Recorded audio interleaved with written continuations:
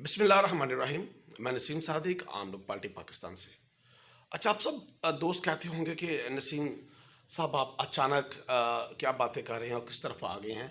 और मैं अल्लाह का शुक्र अदा करता हूँ कि अल्लाह ताला मुझे इस तरफ ले आया जो मेरा असल था।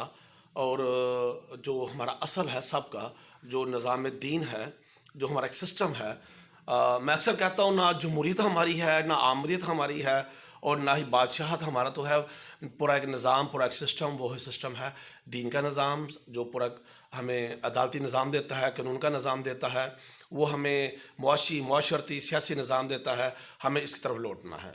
अब हमें कल्चर अपना अपनाना है, ना कि ख़ानदानी, ना ही सूबाई। इस्लाम का हमें क्या कल्चर है, इस्लाम हमें क्या पैगाम देता है, इस्लाम को हमने फॉलो करना है। हम बेहतर रास्ते की तरफ निकलना शुरू हो जाएंगे।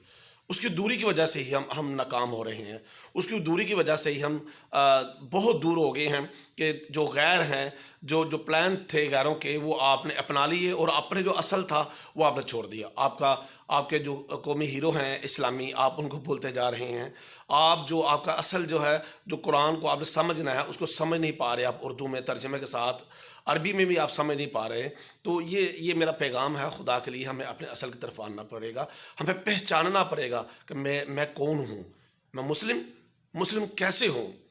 मेरी हरकतें तो मुसलमानों वाली नहीं हैं, मेरे तो काम मुसलमानों वाले में नहीं है। ना मेरे घर में, ना मेरे अपने खुद, ना मेरे मोहल्ले में, ना पाकिस्तान में, ना ही 61 मुल्की में जो हम मुल्क हैं।